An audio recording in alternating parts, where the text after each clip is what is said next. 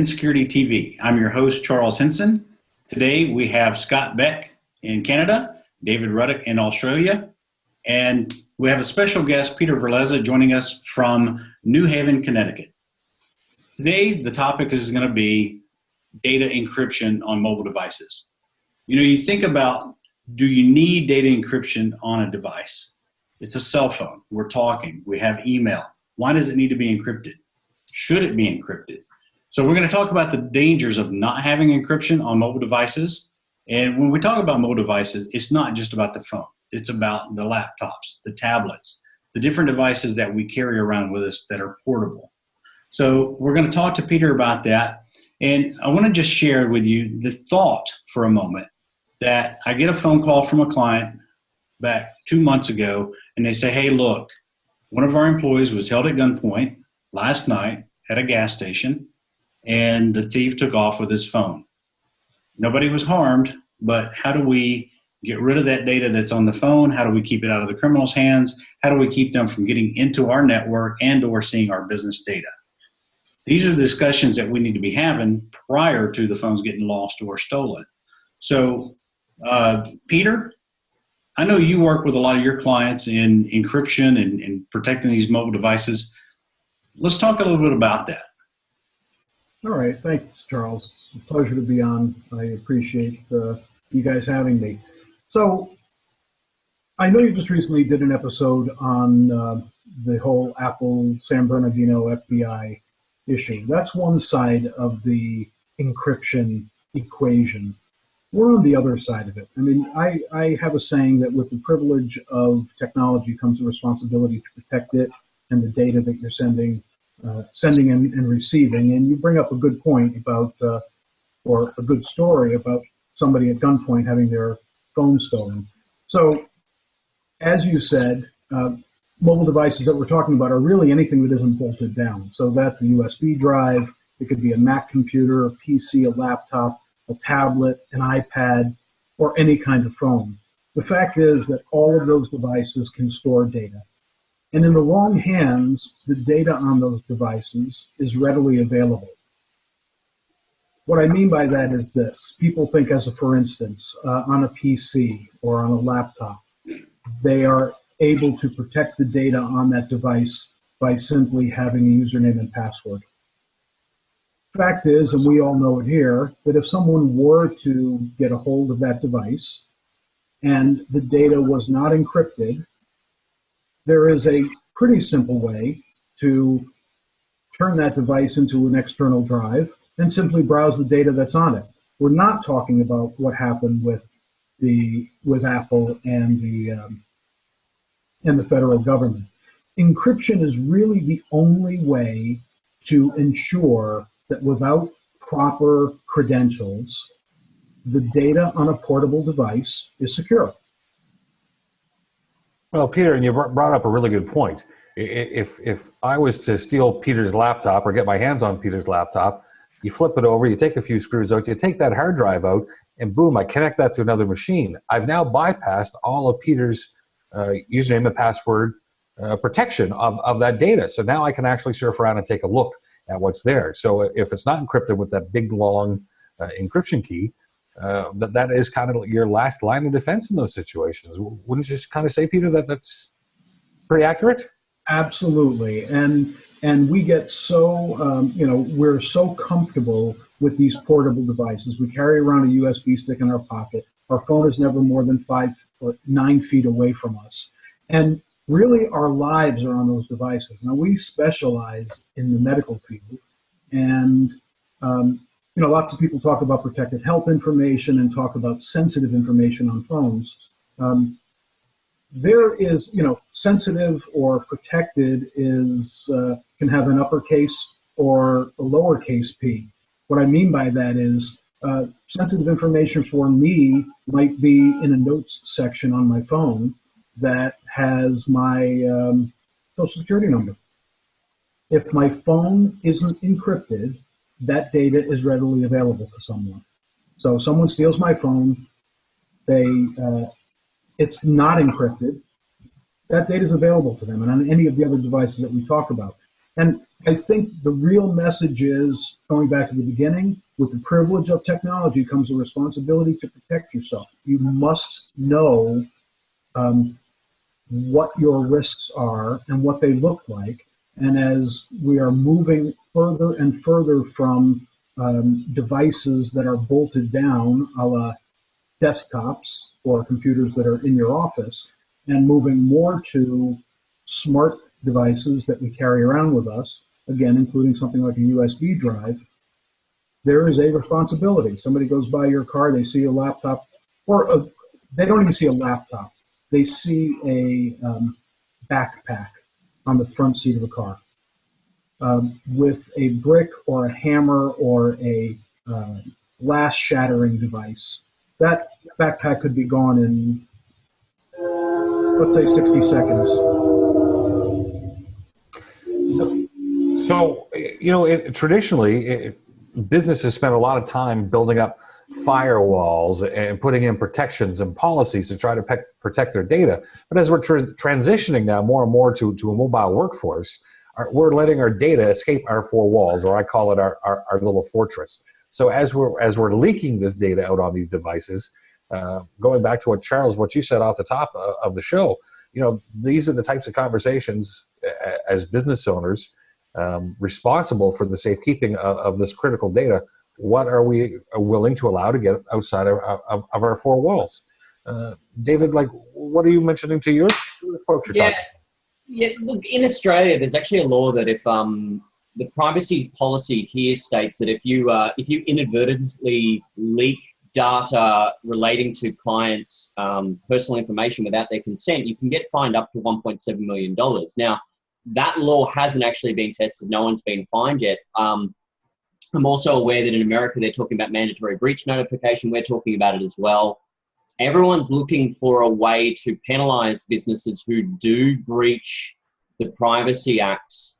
So with what Pete's saying and what you guys are saying about, whether it's a mobile phone or it's a USB stick, you've got to start taking stock of the assets you've got on those devices and assess the risk, not just to yourself, are we going to leak intellectual property, but am I going to inadvertently leak confidential information that I don't have the authorization to do, and what's the legal ramification of that? And it will start, it's like pulling on a small thread. It's going to unravel, and I don't think people really taken this into deep consideration yet, because no one's actually been really fined for it. So nobody's been really fined for it, as well as people are getting very comfortable with leaving devices laying around.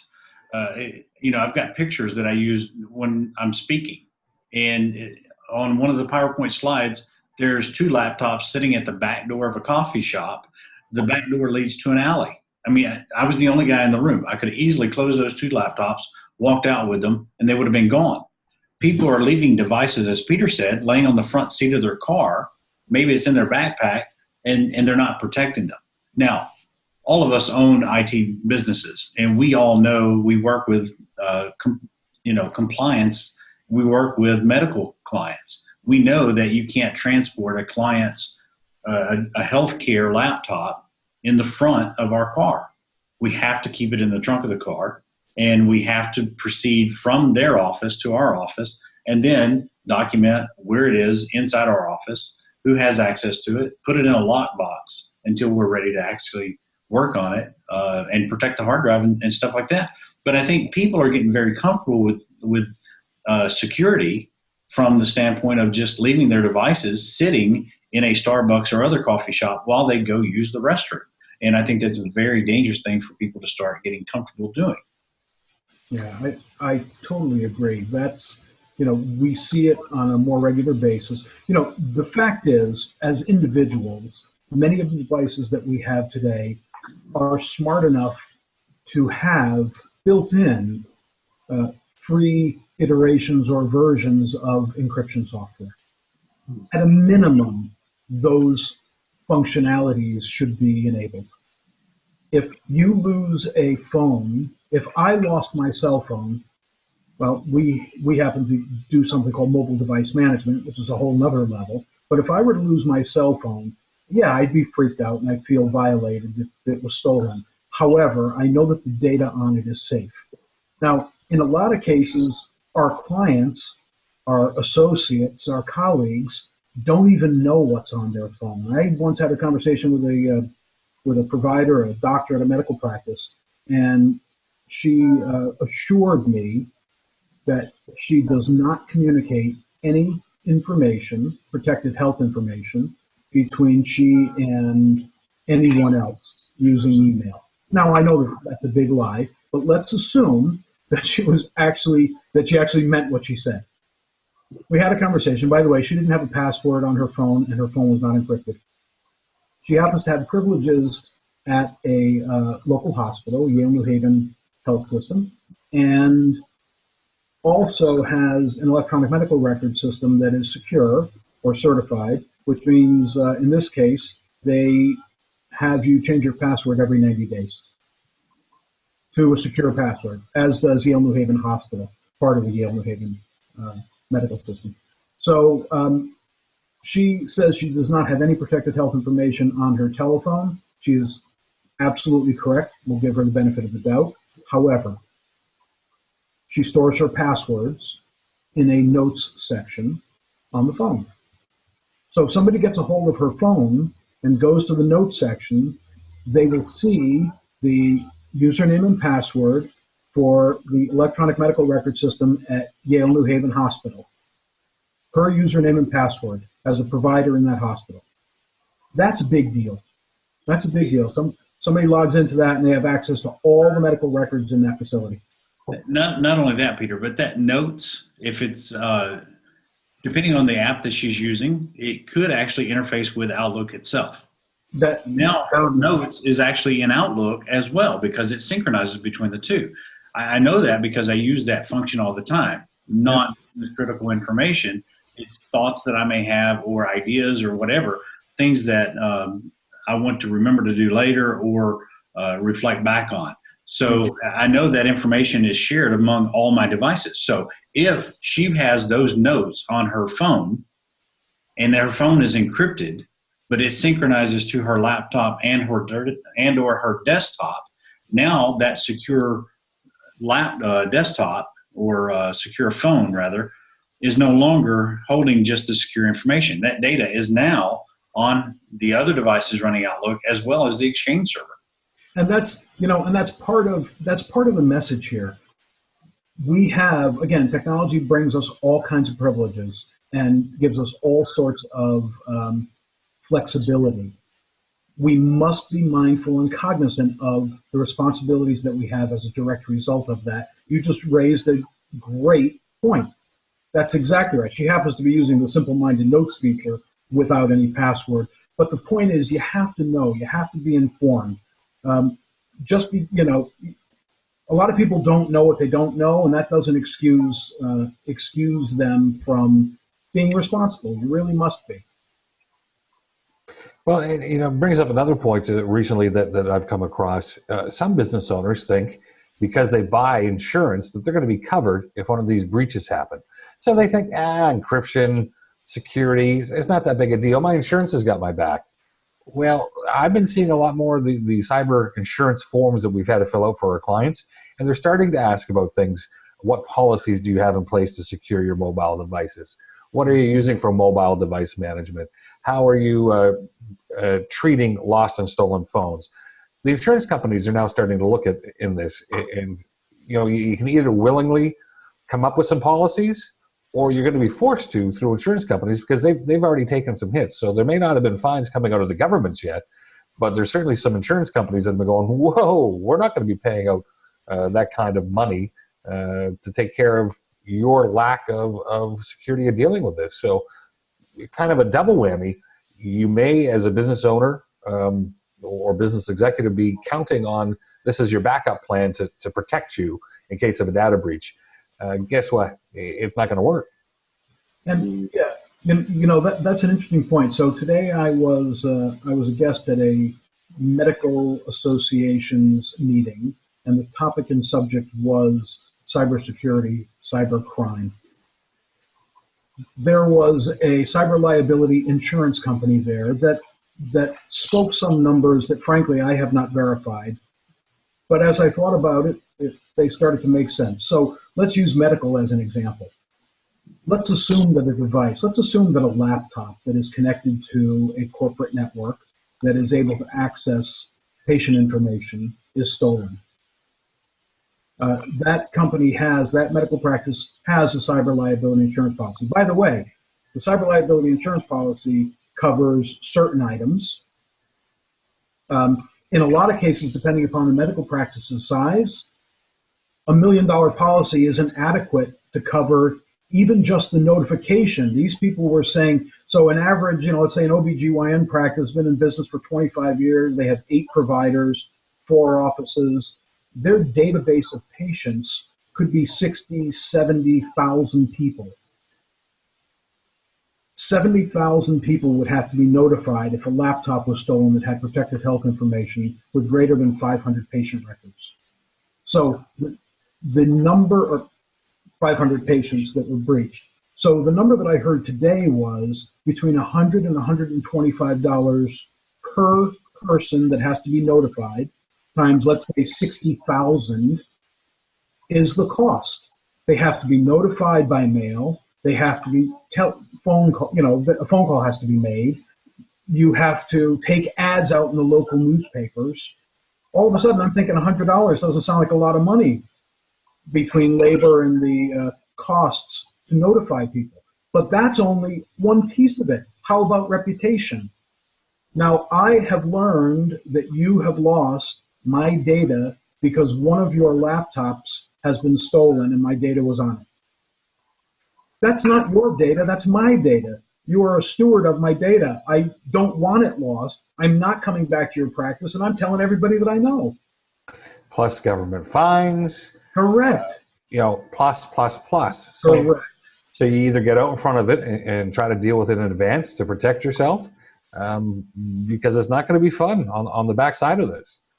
Yeah, there's an interesting point there, and this is where the mandatory breach notification argument gets in. A lot of businesses don't want mandatory breach notification because to do so would possibly be bad PR for them to tell everyone we got breached and 5,000, 10,000, 100,000 records were breached.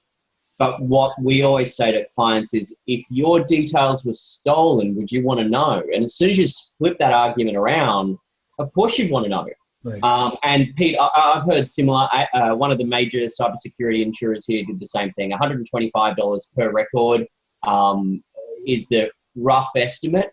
If you put the Sony PlayStation 77 million record breach in line, that's $9.6 billion. So, right.